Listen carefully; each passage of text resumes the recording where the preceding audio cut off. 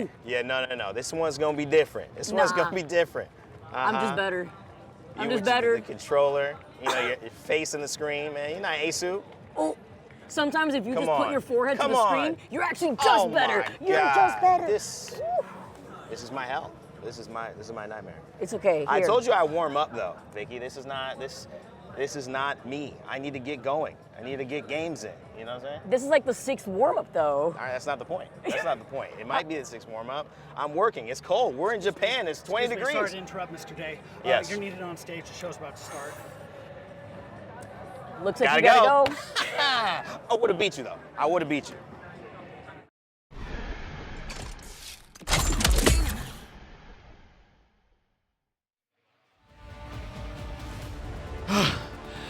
I made it over to the stage. We do have work to do. Vicky, she can be distracting. But you know what else is distracting? The lights here at Sapporo, the crowd here at Daiwa House, and the fact that 150 days ago, we were in Mannheim, Germany, crowning a Split 2 champion. Those players are here, albeit on different squads, looking to hold a more elusive trophy. Of course, the championship here as we continue day one's action at the ALGS. It is such a phenomenal time. Thank you for staying with us all around the world for what will be our final series of day one, and it's going to be a good one. My name is Rain Day. Welcome back onto the desk. I'm joined by some new faces, although some familiar ones. Zeph, you were here on the earlier desk, but Jayhawk, welcome, my man. He's joined us, and Lace as well. You've been seeing around the broadcast, all over, doing that great work, joining us here. But Jay, you've been working your butt off, not necessarily in front of camera for us right now, but behind the scenes helping with a few of those videos we saw. Yeah, it's been a bit stressful. We got to wrangle a lot of players, a lot of content's happening behind the scenes, a lot of stuff has to happen, and then we got to edit all of that really quickly, but I'm excited. We have a few more pieces in store that are going to come out a few days later that I think are going to be really good. I mean, yeah, this is kind of your break. It looks like, this is when you're working, but actually you're working behind the scenes. Yeah, I would agree. So we'll have fun with it for sure. Zeph, we got to see a great showcase of Group C versus D. We've seen everyone now, and it's kind of setting the tone that whether it's EMEA, whether it's APAC North, whether it's some North American fire, teams are ready to play. Absolutely. We're getting into this point where now it all starts to count just a little bit more. We talked with Snipe and a few of the others. When you're, 60 points behind what is considered a threshold, now's the time to start anteing up.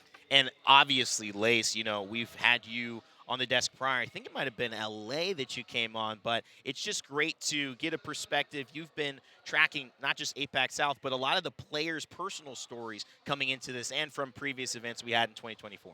Yeah, you were saying you were running out of breath before yeah. versing Vicky. I've been running around behind the stage and trying to find players and get the insight from them. But look, yes, I'm not biased to APAC South.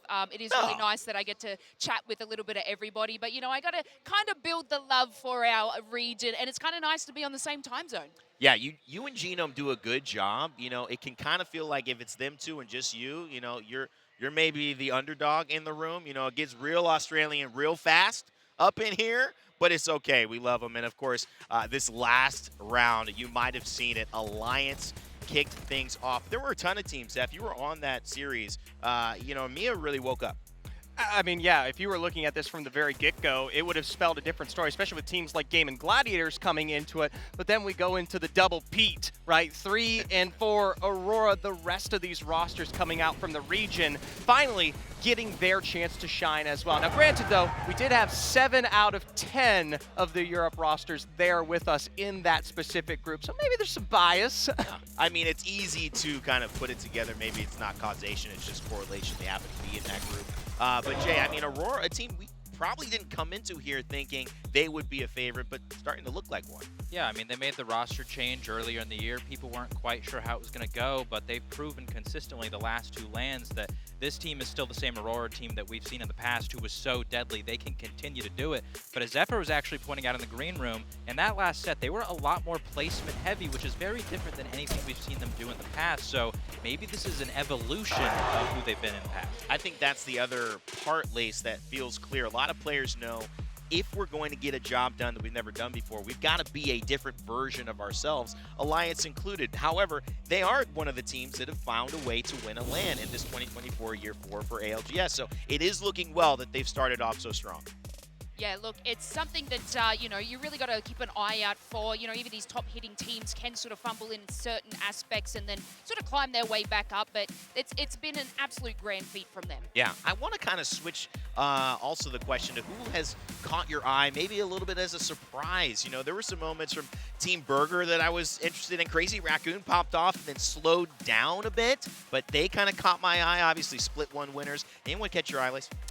Look, again, not being biased, but Source X and Y, I don't know if they got the buff from the org, but this team has actually been playing for 3 years together. These players have been in each other's midst for 3 years, so you can absolutely see the cohesion that they have in that sense. Their swift ability to disengage from fights. They've actually been setting up new castle walls and also rampart shields as a back away from a fight. So they'll actually set that up. They'll head into a fight and kind of pull you back into their spider web in the place that they can actually compete.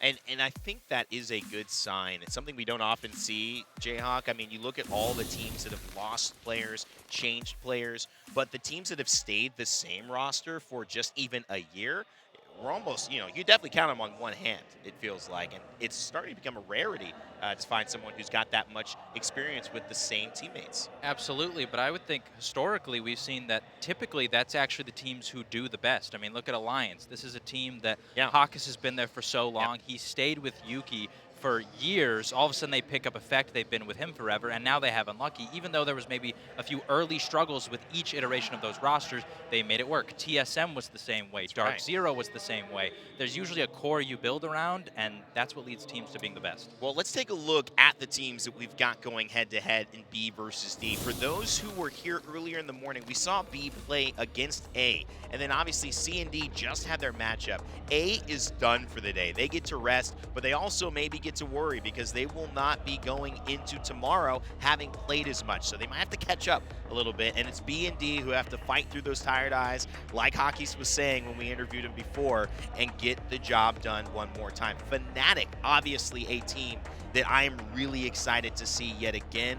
This was a team, Zeph, that for me had maybe the most challenging task and maybe the easiest task, which is to perform when everyone knows you should be performing on your home floor, but they got that job done so well, it feels like they are still the team to look out for in my eyes. I think their macro play has been absolutely sensational, right? It's not a team that I've ever expected to truly pop off and have these incredible moments when they come to some of our lands, and honestly have been looking for the source that we usually see when they are within their own region. And for the first time at an international land, Fnatic is roaring out of the gates in a way that is representative of APAC North as a whole. Okay, so we kind of hit on this idea of which team has your eye on. I want to go back to it and expand a little bit on Source, Lace. I know this is your team to watch in this group. You mentioned they've been together for so long.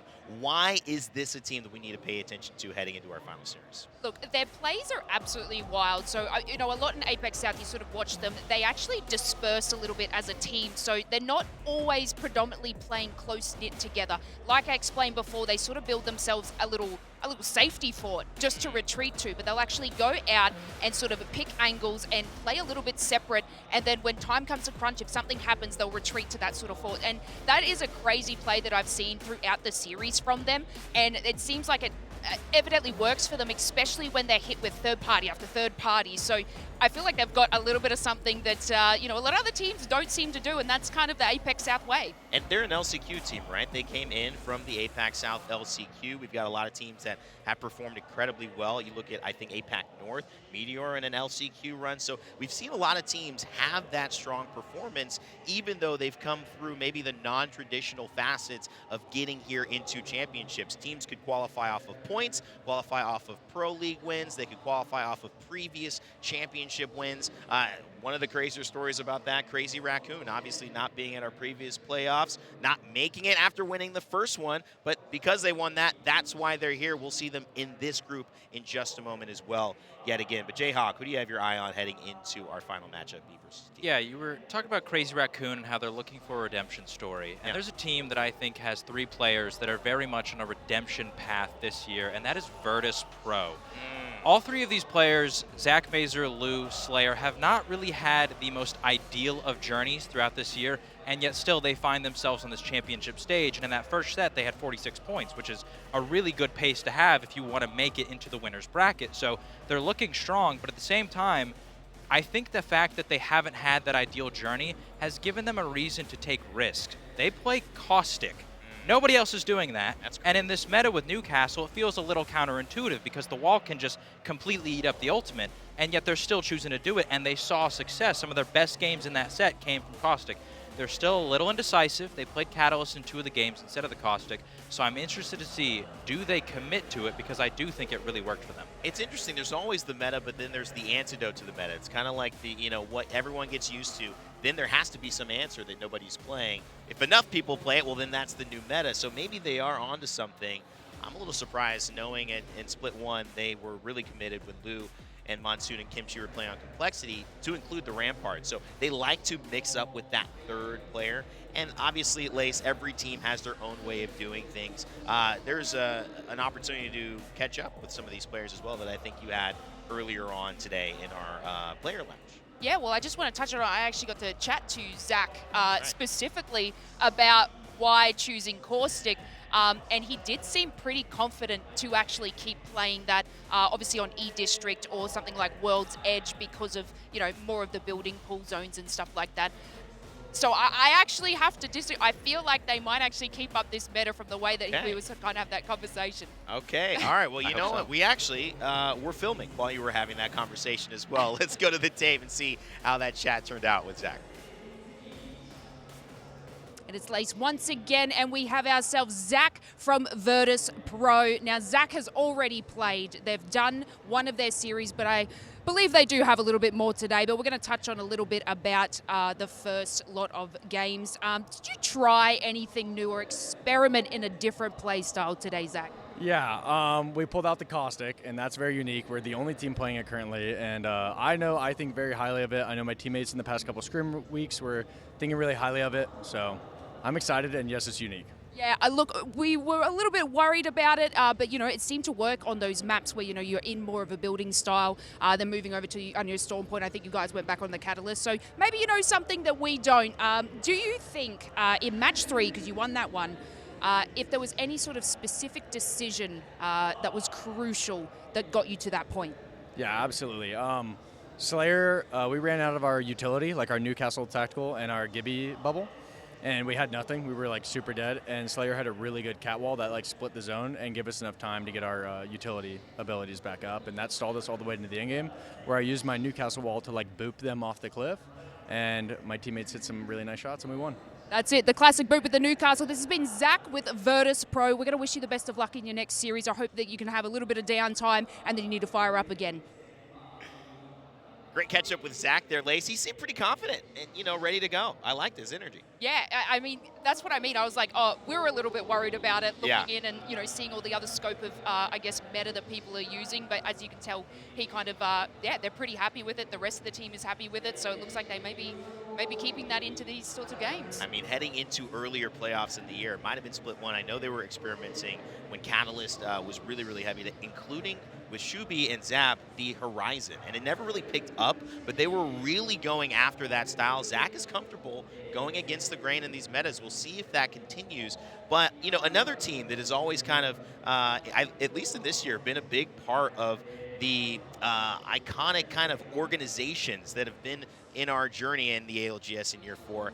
It's disguised. It's DSG. Zeph, what are we thinking about this DSG? Maybe not the one you thought of originally, but with a new look and a new roster. Right. Strafing Flame, Player K. They've been around for a while and have had an excellent route, at least earlier this year when we talk about APAC as a whole. Now bringing in Arctic, of course, instead of Easy Flash there to kind of fill it out going into the championship. Right now, in a tough spot. 32 points kind of overall, but something that Jayhawk brought up that I really want to expound upon is the fact that at 32 points, if you keep that total throughout the entire group stage, you end up around 90, which historically, across both of our major ALGS lands this year, has qualified you for that further upper bracket stage, which I personally think is all this roster needs to do and are very capable of delivering upon. And I think if you slice that up, Graceful kind of likes to say 6 points a game, 5 points a game, 6 games, 6 points, that's 36. They're kind of right on that cusp, Jayhawk.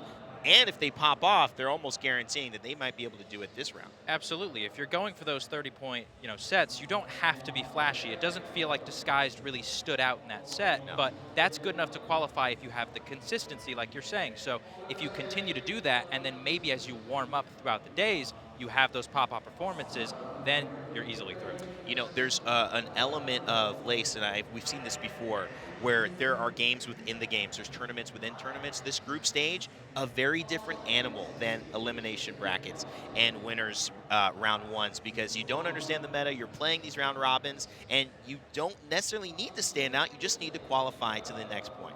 I mean, is that kind of like a thing where they want to keep the fatigue down and try? That's right. I mean, they don't want to try anything too crazy. They do want to sort of stick within the realms of everything. But, this is the chance to sort of do something a little bit crazy to outperform other teams. And, we do see that sort of stuff. And I just want to sort of touch on Strafing. I've watched Strafing for a very long time. And the things that he can do, and now with the added new roster, I feel like, they're going to do a great job.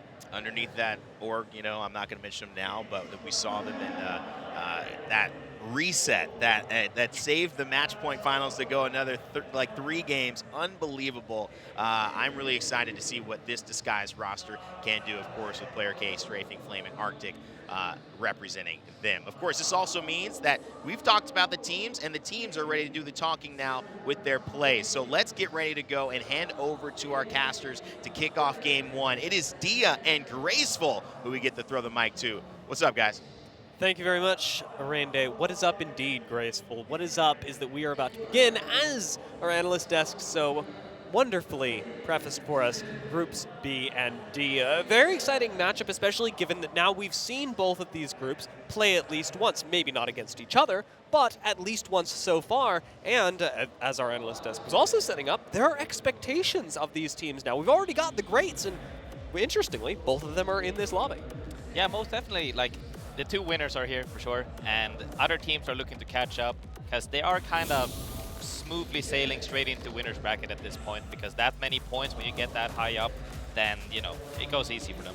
Now, you and I are going to be starting things off a little differently than we did this morning, beginning over on Storm Point, and then later on we'll get into the E-District. So I know you guys are very excited that we got E-District in here. Trust me, I am as well, but I'm just as excited, Graceful, to dive into a full series of Storm Point with you. And we've already started things off very quickly with Fnatic against Virtus Pro, Slayer being the first to go down, and likely all that's going to happen. Not only are we diving straight into the map, we're also diving straight into a con, apparently. Yeah, getting an early pick is always nice. Is that? Yeah. I mean, Fnatic starting hot already. You could definitely say that it's due to the fact that they started playing the previous set as well. That's definitely a momentum shift. It could go both ways. If you start cold, you might be cold, but if you start hot, momentum is in your favor. Now, there's an interesting move by Fnatic. They could have kept looting, but instead they're moving towards Virtus Pro, and where they dropped, knowing that there's not a crafter here, and Virtus Pro aren't going to get an immediate reset. Instead, they're chasing down the rest of the roster to see what they can find, and I think, how did they spot him there?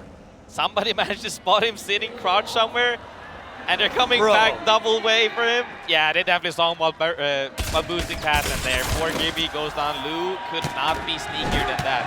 And he's getting finish spammed as well, in true rank essence. That is unbelievably BM, and a crazy catch by Fnatic that early in the game. I mean, the first kill, that's just Virtus Pro trying something. But Fnatic go out of their way to punish this overstep, and now are heading back to finish the loot that they started before, but they may not have predicted that they've got green Stego coming onto them, and now are bubbleless on the Trident. They're gonna lose one. Fnatic have overstepped. Hubris has gotten the better of them, and they're going to suffer things out as a duo, maybe even a solo for it. When Karma hits, she hits hard. That came actually out of nowhere. That's the risk you take when overextending for just 1 KP. Was it worth it? If they don't get this reset at some point of the game, where it's really hard because they're actually getting surrounded right now as people have already figured out where the zone is going, they will definitely go back into the VOD and say, hey guys, maybe we shouldn't have overextended.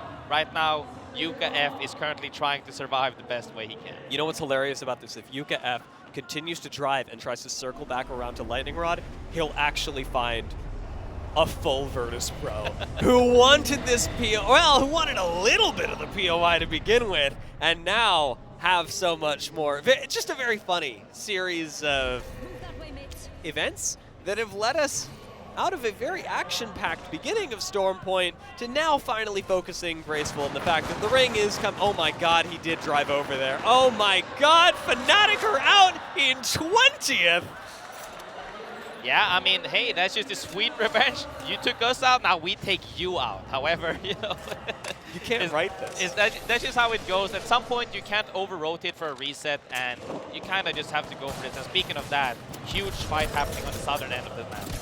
Team Liquid start things off well against Envy, a roster that I'd actually imagine to have a pretty good series this time around, but maybe not this game. Maybe that's not coming for them, as unfortunately Yanya is going to get taken down. That does leave just dropped alive, who should be able to make it over the ridge line in time. There's not anybody waiting in Devastated Coast or Echo HQ, so Drop should be able to survive for plenty long enough to get his teammates crafted and back into the game, but this will set them back significantly. Definitely. At least Drop got out. They will probably get this southeast side of the map is also kind of free, so they will get this reset because there is indeed a crafter there.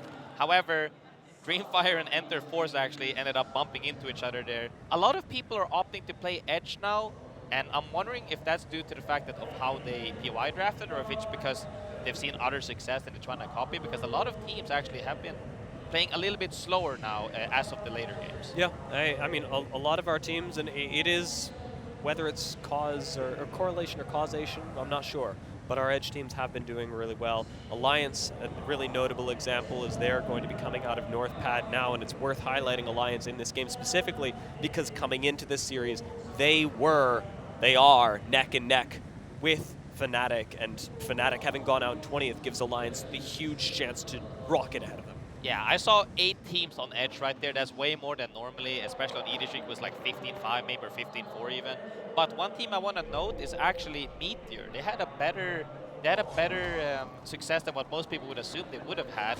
And I'm looking to see if they can replicate that, because they're actually on a solid way of making it into later stages for sure. And Meteor were one of few teams, even on E-District, to be running Valkyrie. Yeah. The fact that they continue to do so on other maps is no big surprise to me, but being able to make that distinction between yourself and other squads, kind of like Zach was talking about in his interview with Lace, and choosing the Caustic, and still being able to make that work is really important, and especially with something like Valkyrie that is going underappreciated.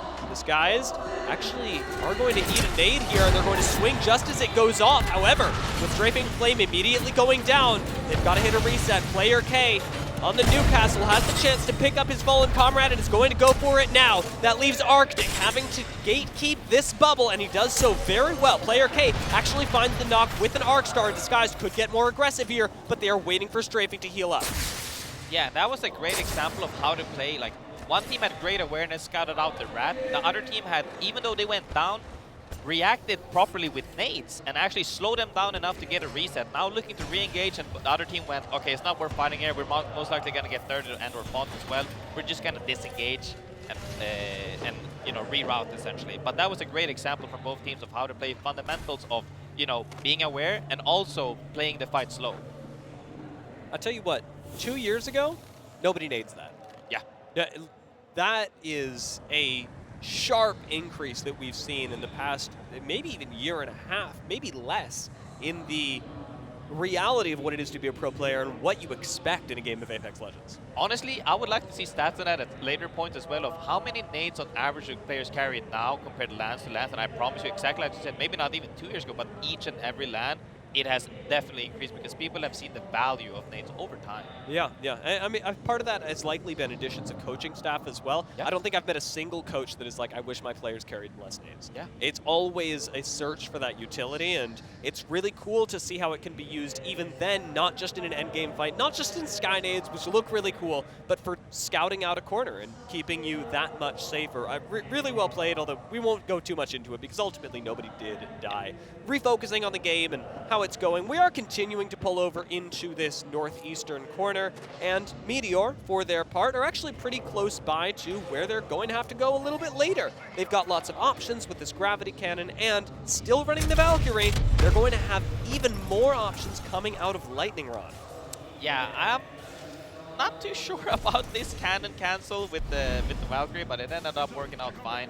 It is a little bit scary because they're slowly, they're going from UAV to UAV to get some beacon info, and the Alliance was lurking nearby on height, and we know how hungry Alliance is as well. It just comes down to timing, really, because if they are too slow, they might get collapsed on by Alliance, but if they are too fast, I don't think they actually get to pick the side they want to go onto it, whether it be the west side or the east side. That was through a bubble, by the way. Team Liquid Alienware lost a Gibby through a bubble, rather lost a Newcastle through a bubble in a Trident. That is devastating for them and unlikely to recover. In fact, they're going to lose another as Jaguares goes down to Crazy Raccoon on the exit. Very unusual to see that happen. That's the thing, when you're driving the car, when it's going up and down on slippery and slopes and stuff, you actually shoot under the bubble because, you know, it might be covering you from up top and all around you, but underneath, you're still vulnerable. And if you have a shield as well, you blast through all three players. So getting down there definitely hurts for sure. Gaskin and I have been experiencing the pain of being shot underneath the Gibby bubble. I'd say a little too frequently recently. That's been tough. That's been tough. Meteor have continued their rotation over to the scene of the crime, as it were, where we started the game with this Virtus Pro Fnatic shenanigans, and Meteor now sit pretty nice. They've got very few other teams that really want their position, but Alliance are coming in. And it's not only Alliance coming in, it's Alliance with red armor on effect and double purple armor into triple blue. I'm telling you right now, if they get to poke on Meteor and see at least 2 blues, they are holding W straight into that building because they're not scared of triple blue armor with that armor advantage any day. Now, it's going to be a matter of timing because Alliance do have to look out behind them. We've seen a lot of other squads that try and play edge that don't quite keep their eyes out where they need to, notably on their backs. But Envy, holding onto their fronts right now, holding onto their tops instead, are going to try and hold onto the roof, but do not get to do so as Team Liquid, after making a full recovery, managed to take out another squad. Command Center turning into a bloodbath as well. Enter Force 36, indeed, entering. But perhaps not with as much force as I would have anticipated. In fact, a little bit of defense. Double shields are down, but as these bubbles expire, we've still got Peacekeepers in hand, and Enter Force 36 make the quick decision that this is no longer a fight they want to take. It's not a distinct advantage, it's instead a gamble, and they're not going to do that here at Champs. Exactly. Just understanding when it's not worth the effort is really important. You can't get tunnel vision on that. The objective is actually to see where the next zone is going in 10 seconds. There's no reason to fight because you have so many options. In this zone, you can still out-heal by healing. This zone, you can still get out by evacing. This zone, you can still get out by just, playing it slowly and surely instead of just YOLOing essentially for a side, because there's still 18 teams alive, Dia, and you gotta be careful.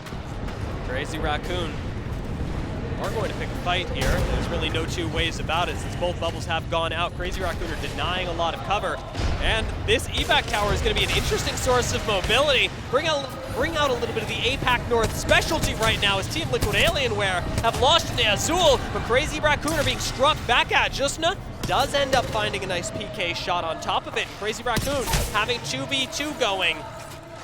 Get another one as well as a res onto Obli comes through. Again with this PK shot.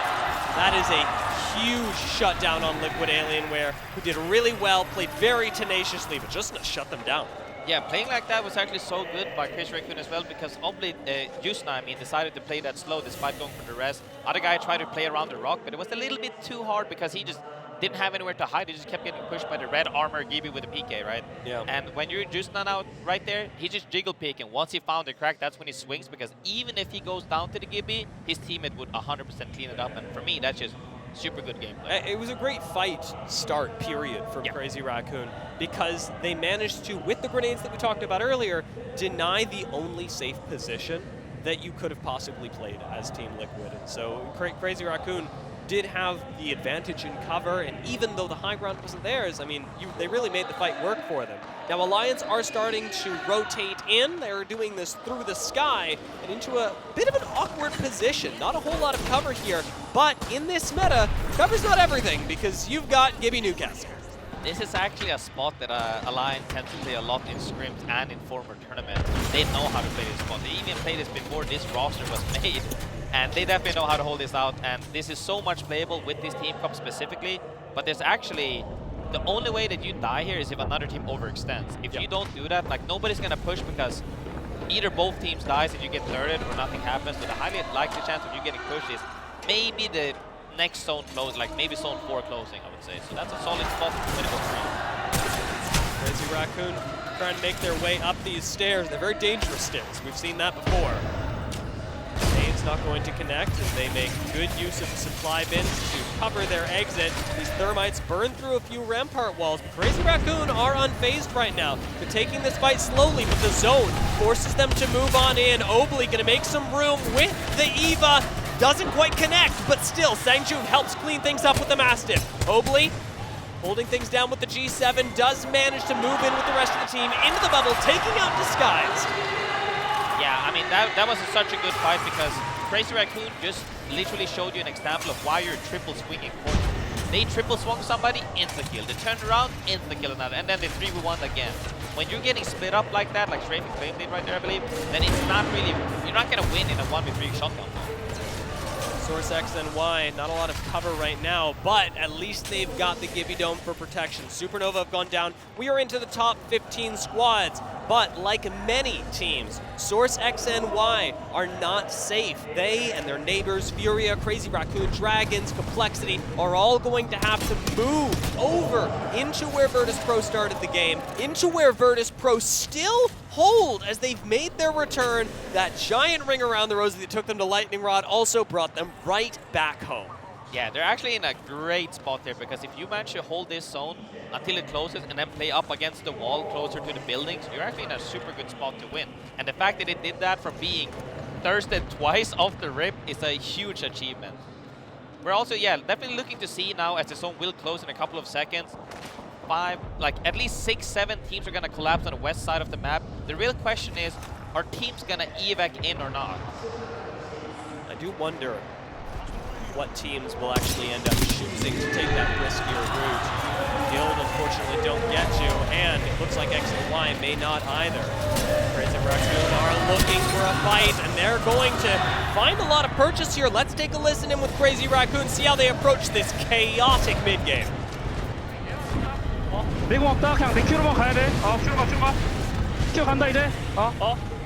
저 내공이야. 저거 내공이야. 앞에 떨어진 거 내공이야. 돌까지. 앞에 떨어진 거 내공이야. 돌까지. 야, 뒤. 확인. 여기 뛰봐. 놈. 뒤, 치마가. 가다. 띵. 가지. 왼쪽으로. 확인. 앞에. 나 죽었어. 지비크래. 씨발, 킬기한테 까비. 나 킬 존나 많이 했어. 야, 할 거 다 있다, 씨발. 많이 봤어. 나이스. 탑 존나 없네. Crazy Raccoon are gone. Furia going to be the inheritors of those kills, but remember that Alliance is above all of this as well, so with Stallions, send it on to Furia. Know that both teams may very well die in the next few seconds. Keon manages to survive for a little while longer, and I'm watching the minimap. I'm waiting for the play to happen, and it just isn't. Stallions are getting all the free time in the world to finish these kills on Furia and get themselves back together. Skirwy's going to be back into the game, and it's just Keon left on Furia. Nothing else he can do as Alliance climb to the top of the building in the next zone and start setting up for what looks like it's going to be a victory for them. Yeah, I mean, Alliance was playing the corner, Complexity was playing center by the rocks, and then BK Gaming just came back as well. But everybody is now just going straight into the building, and we'll see what happens. Virtus Pro pushing Meteor. Now this is a Meteor that did not have a lot of shields, and now they ain't got a lot of people. Kuma is going to go down. Virtus Pro have this bottom floor of the building. It is not a game-winning play. It is a play for survival, but it's gotten them just enough. They still need to pick a fight with Meteor, as only one of these two teams can survive. But take a look at Alliance. Again, they climbed up to the top, and now with a Kraber on top of it all, and a headshot onto 3MZ. Alliance are in charge of this lobby, and I don't think anyone could shut them down. Yeah, the biggest thing though is that they actually stayed calm during this West collapse, and now they're getting rewarded. They got into a better positioning towards the objective. Now they get to free roam without any risk of getting pushed from anywhere because nobody's gonna climb into Alliance at this point. And now they're just looking for free kills walking in with the zone.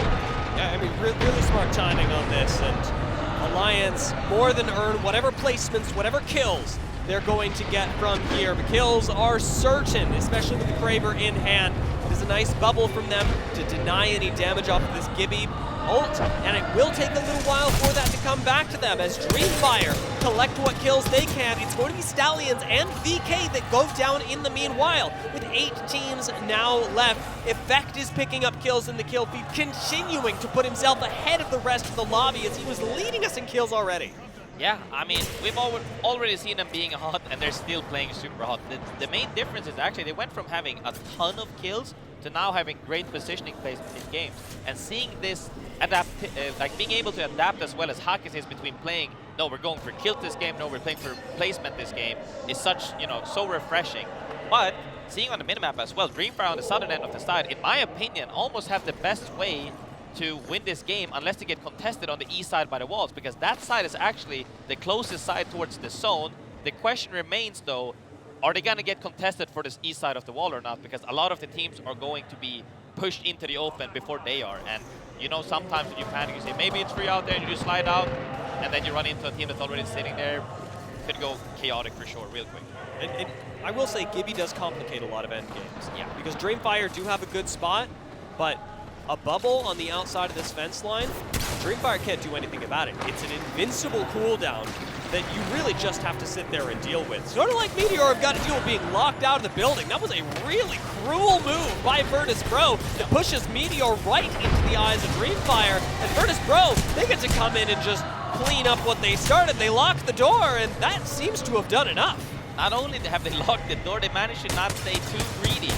Dreamfire is holding the east side properly like they should have now. Virtus.pro is looking to poke as much as they can on the opposite side, but Catwalks are slowly delaying the fight as well.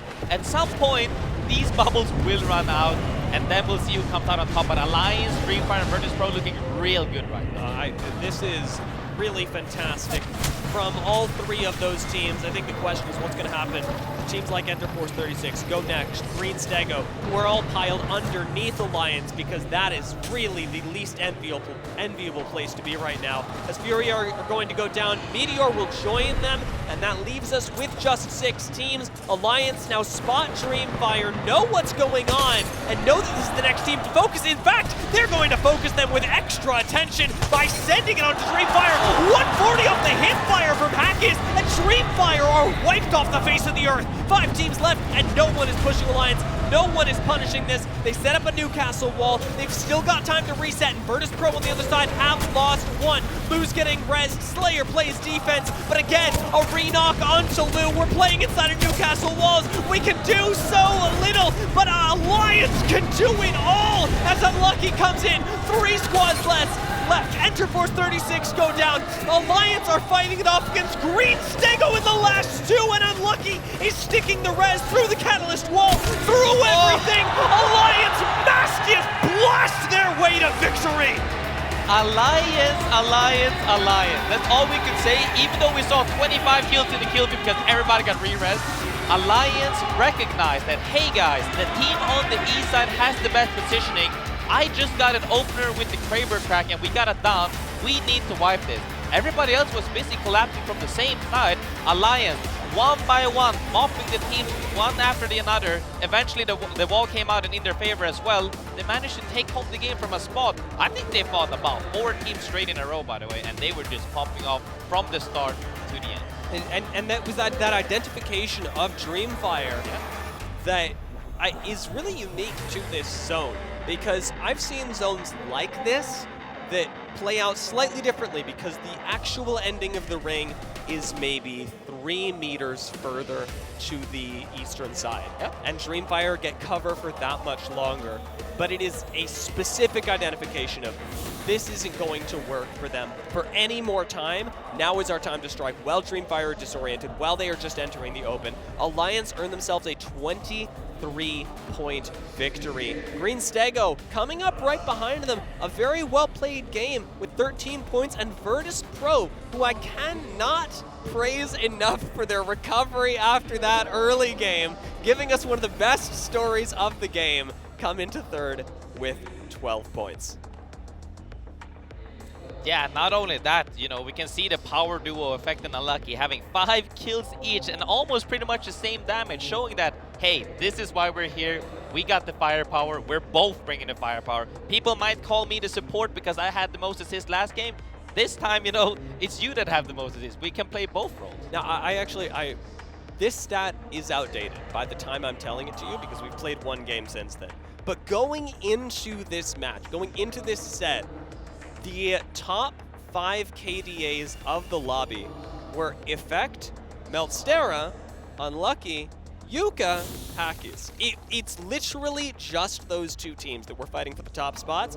Think of how much further Alliance have just put themselves ahead, not just in terms of points, but individual player statistics. They are pulling ahead of Fnatic, who are already having one of their best performances of LAN ever. Yeah, I mean, you know, we also have to remind ourselves that sometimes, especially game 1, you know, when you're seeing points like 6 points, I think Greenfire had 6 points, they're like, oh, you know, they had an okay game because 6 average is really good. You're guaranteed to make it through essentially if you keep the consistency. However, they were not only on 6 points, they were 1 fight away from being in the most dominant spot that Alliance ended up taking from them. And if you can consistently put yourself in what I call power spots, where you can actually dictate the pace of the game, one of these 6 games, it will be yours and you will pop off and it'll make up for these other above average games. You just need that one super solid game. Yeah, and I think Alliance navigated this really well. They entered the conversation very late, playing Edge again, and I keep wondering, I'm going to keep asking myself this question likely throughout the entirety of the LAN, but is it correlation? Is it causation? What is going on with these Edge teams? I'll tell you what, Graceful, we'll have a lot of time to answer that as we come back for game number 2 in just a few minutes.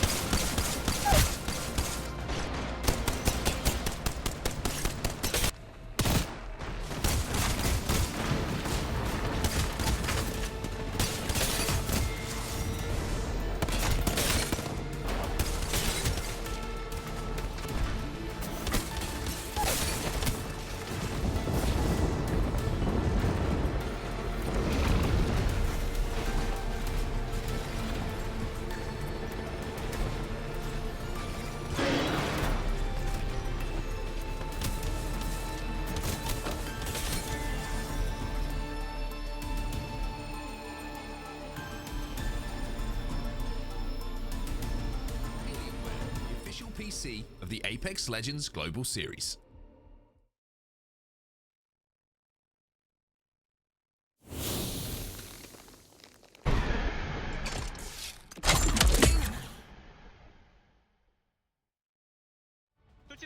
Yes, dropping on each other. Chill. Right side, guys. Look at right side, look at right side. Look, free right side. Yes. I got some. I'm on one. Cat one. Oh, fuck. I'm biting on left. Yeah, I'm on me. Yeah, 1 second. Wait for it. Keep pull. Yeah, I will. Don't see me. Hold it. Solo. Okay, hold. Just hold. Pushing. Maybe on your knees. Maybe just fucking go, boys. Holy shit, it's too easy. No touching. Watching that end game was fantastic. It was beautiful, almost as beautiful as the snow out here in Sapporo. That was almost a plug from the tourism board, but I don't think we got that approved, so I'm doing it myself, and if the tourism board wants to say hello, then that's just fine. Now, we've got, of course, plenty going on here in Sapporo, but the notable event of the week is over here at the Apex Legends Global Series Championship, and specifically the second game that everyone is hustling and bustling to see. Graceful, Game 1 was fantastic. Game 2 of Stormpoint is sure to be, I want to say sure to be even more memorable. That first game did really set the bar quite high, though, and I want to talk a little bit more about it. Alliance, we're going to keep talking about them because you don't get macro as beautiful as that every day. So start me off with their launchpad beginning, because we have a lot to break down in terms of the macro. What does launchpad do for them that maybe another POI doesn't? What might they prefer? Yeah, I mean, they end up playing slow in the beginning, so this is what I like to call mid-speed in general. They actually came from the northern side of the map, mid-speed, came in, checked up, came up through command center, went on the north side, followed up, and then later on flew into the corner. You know, middle of the zone, they came in late, flew into the corner. Really risky, high reward. Once again, later on, many teams collapsed from the west side of the map later on. They decided to like, hey, let's not get too chaotic. It's about 7 teams right there. Let's focus on the objective. They took the roof, and from there on, we just saw it all unfold. They just got a shooting range, and eventually at some point, now you have to go, are we gonna win this game or just get a couple of kills? And they saw Dreamfire on the east side of the map by the wall, decided to get that opening because one of the members of Dreamfire actually overextended, ended up getting Kraber cracked, then getting down, and then that's the push where it happened. They bubbled on him, they finished up the fight. From there on, the rest was history with this amazing highlight that we just saw there. You know, one of the things that I really wanted to touch on actually that was fascinating was when they transitioned from that weird little stair spot to the roof. And at the time I was thinking, well, why didn't they do this earlier? Why would you play the stairs and then go and play the roof? And I realized, or rather I had a theory about it. I'll talk to you about it. I think that the reason is because before they took the roof, the other side of the zone that had Stormcatcher in it and that northernmost area were still in play. And so with people running things like Valkyrie, like evac towers, there was a chance that somebody slams the top of the building, where nobody is going to slam the corner stairs. And so this is my theory, that they waited until those areas were then out of bounds to take the height, knowing that nobody could effectively slam it when the whole zone was in their visibility. It's kind of one of those things when I talk a lot about pacing, is that too early sometimes is not good. Too late is definitely not good because you get held out. Yep. And that's definitely, I agree with what you're saying, but I think, yeah, mainly the area to the east of where the zone ended, the other sides of the building where the cannon, close to the other cannon essentially, is that side sees the roof and they can poke the heck out of you. And really, I think it's all about timing. They just decided to, hey, every other team is fighting right now, let's take the roof while we can. It ended up being a good timing, but honestly, the most impressive part outside of that macro from being in an evac into a corner into the roof, that fight on against Dreamfire, just phenomenal. I wanted to point something out as well. We talked about them as moving out of North Pad. One of the funny things about Alliance here is that they've selected Trident as the POI, which when nobody picks North Pad, makes it essentially no difference. But it's quite funny to see them pick Trident because I'm also very aware that teams will also often say that they're going to pick Trident or pick Trident and then dare somebody to pick something like North Pad. And I think that's absolutely what's going on here. Yeah, Alliance known, I remember almost a year back already, always take, we like to call it Ferrari in scrims. They take that and say, hey, if you guys are picking North Pad, we are indeed coming to hold W straight into you. And they don't care if they lose the game because they'll do that regardless to make sure that, hey, this is our spot. We want both of these slots. And people, they've done it enough with results, regardless of being contested or not, to get success. And when you have a team that still gets success, regardless or not if you get, into a con off the rip, teams are scared, and for a good reason. They have been dominating the whole day. Yeah, I mean, I would be terrified of Alliance. I would be terrified of just about any team in this lobby right now, but especially with Alliance and Fnatic dropping in for game number 2. Graceful, it is time to get our second game going, and Virtus Pro are already on on top of Fnatic. Let's go! They didn't learn from the last game. The whole reason why they're doing this seems to be that they want that car really badly. And Slayer tried his best, decided to, hey, okay, I couldn't get it this time. Let's just hop off the map and get a quick reset. Now the real question is, did Fnatic learn from the last game? Are they going to chase or not? You know, we'll have to see. I love these teams. You can't make this up. If somebody had told me that this was going to happen, I just wouldn't believe them. It reminds me of the funny play that we had back when Armory was a thing, and we had, was it Crazy Raccoon? It was Gambare Oto-san. It was some team that was denying. No, it was Northampton. It was Northampton with denying Armory, and this is, if anybody's been watching ALGS for a long time, you're going to know what I'm talking about. If you don't worry about it. Armories aren't a thing anymore, and we're going south. That's where the ring's going. Yeah, south indeed, refreshing as well. I like to, you know, I always complain about zones being very the same. However, I'm happy to see, because I know how it feels as a competitor to, when you see 3-for-3, 6-for-6 in the same area. When I say same area, it doesn't necessarily have to be northeast or specific, but northern side, and you're always on the southern side. It doesn't feel good. When the games like this, where they have a zone, when you have a zone northeast and also south, I feel like every team has that feeling of, hey, at least one game we should do good, and that's always a great feeling to have for every team in this lobby. I am going to talk about Virtus.pro's game plan. I don't think I like it. I think it's funny, but I don't think I like that they're basically just choosing to play things out as a duo. Look at what's happening right now. Like, they try and stick a res. They actually can't because Go Next are chasing them down. You know where this gravity cannon is taking you. It's right into Fnatic, and we're playing this deadly ring around the Rosie once again. Now, fortunately, Zach did go on this journey on his own. Lou is still alive, but I've got a question. I think everybody's got a question. What on earth we're actually gaining here by opting into this? I mean, entertained. Even Zach is laughing at that point because he's just like, what is this game? But this game happened because of you guys. You wanted that car, you try to reset. Sometimes the reset works, sometimes it doesn't. Now they got, you know, pinched between Fnatic and Go Next. At least one of their members is still out. Hopefully he gets to reset at some point during the map. But as people have been playing late game, Edge a lot, we see at least 6 teams on Edge, you know, it's gonna be hard to get that reset no matter which side you come from. But yeah, I hope our White Shields Gibby manages to get a reset. Like, just the game. Here's the thing, Graceful, is that the game actually can be so much easier.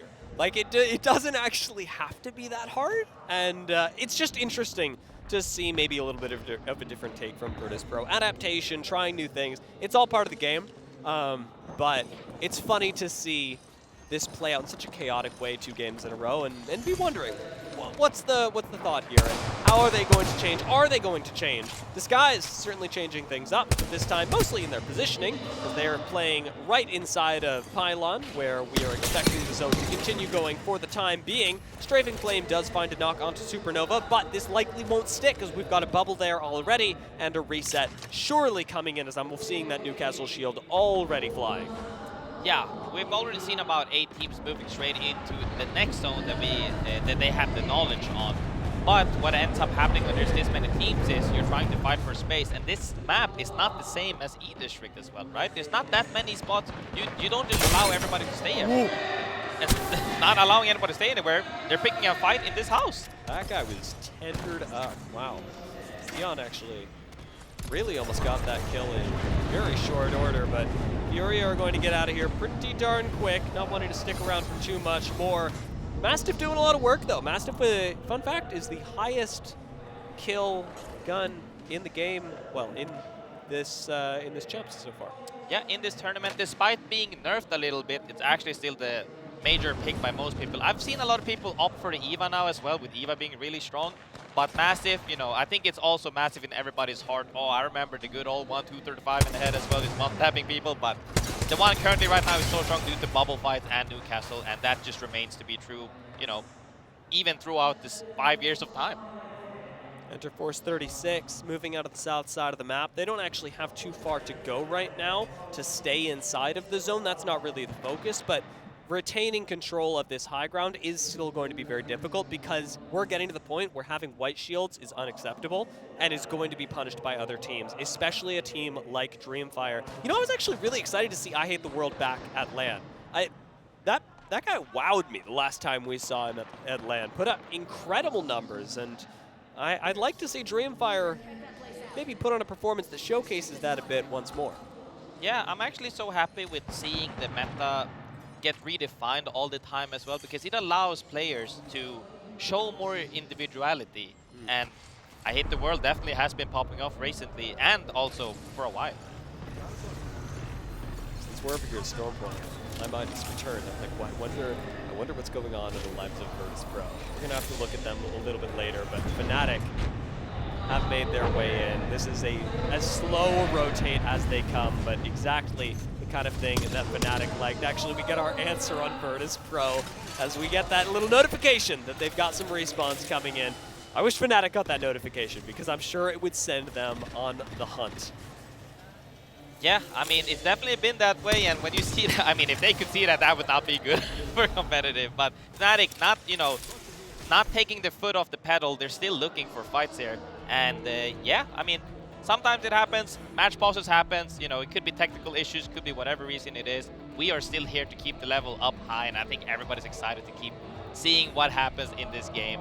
But for now, we'll just relax for now. Yeah, I mean, I know our players are eager to get back into the game, but we're just resolving a quick audio issue for them so that they can enjoy the game in its full audio experience, which is very important. Very, very important, Grace. Well, while we're here, while we're keeping that energy up, I'd like to serve up a few more stats. We dropped the ones about KDA earlier. I wanted to give some love to Guild, and specifically to Legacy, because I predicted them in the first round, and I didn't get to gloat because they didn't. But I was looking at the overall damage leaders in the same way that I was looking at KDA, and as of just before this round, Legacy on Guild is leading everyone. Across the day, has done 8k damage so far. I think it was actually more like 8.4k over the course of the 6 games they had played. Moving into this set, I am really curious to see whether Guild, despite their relative silence, get to keep that going, especially for a player who's performing as highly as Legacy in this first day.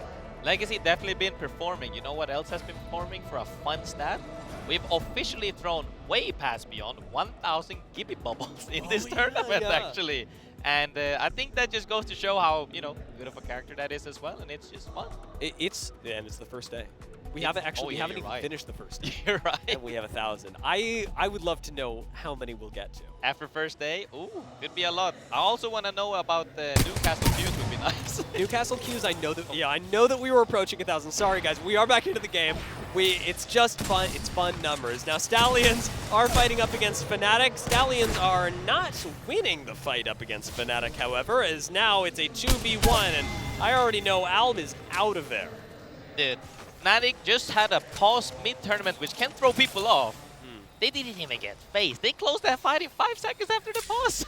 Yeah, I mean, it looks like they were just game plan as usual. Nothing to worry about, and it works out for Fnatic. It doesn't quite work out for Stallions, but there's still time to recover. I mean, if Virtus Pro have time to recover twice, you've got time to put one more together. Now, I am really curious about Virtus Pro. They are so far behind that they are not even on this map yet, although you can see the little arrows in the top right corner. Side, yeah. But let's focus on where the game is actually happening, because it actually brings us right on over to Guild, who I was just talking about. We've got Complexity there as well, Dreamfire and Enter Force 36, all sitting around this coastal camp barometer area. And I like the looks of this end zone. This could get very exciting, and there's a lot of open space to play here. Yeah, as of recently, the zone doesn't really end straight in, in the slope. It normally pulls A side. I'm personally hoping for the west side, but it could be, the opposite, which is completely fine as well. I do agree with you that it's a lot of, open area, but playable area, however, not that much. We're going to see a lot of collapsing happening, especially from the 8 teams in Pylon that are now just figuring out that, hey, guys, it's not ending here. I mean, maybe if we play it right, we could get to 1,500 Gibby bubbles. Yeah. So, you know, depending on how much open space, there's time. You can manage your cooldowns a little bit. Now, Crazy Raccoon are definitely a team that I look forward to seeing there. They're actually holding a decent amount of space right now in a bit of an odd spot. They're playing the edge and playing in a place where you can actually gatekeep really effectively. If anybody chooses to late rotate through Echo HQ, a particular concern for Stallions, who again were on the recovery towards this eastern side, Crazy Raccoon have a very simple time gatekeeping. Another thing that you see from this is that playing late and then trying to rotate into the zone after Circle 2 is closing is getting more common. We saw Alliance actually get into the zone deeper than 8 teams that ran with the first ring zone knowledge straight into the zone. Could this be, you know, maybe the way that's now paving for all the future early zoners, essentially? Is it no longer worth to go immediately off rank 1, like zone 1 knowledge and just